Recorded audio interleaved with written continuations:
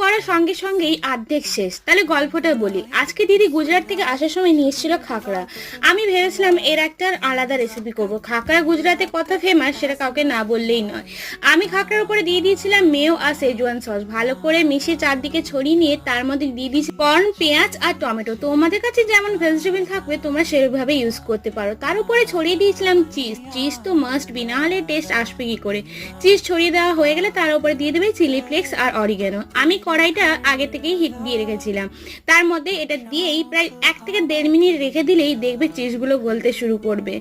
তারপরে আর কি, কড়াই খুললে রেডি হয়ে যাবে তোমার খাকড়া পিৎজা। ঢাকনা খুললে একটা দারুণ গন্ধ তোমার নাকে সোজাসুজি আসবে। আমি খাকড়াটা ইউজ করেছিলাম মেথি ফ্লেভার। মেথি ফ্লেভারের সঙ্গে এইসবের কম্বিনেশনটা কিন্তু খুব দুর্দান্ত ছিল, খেতেও খুব সুন্দর ছিল।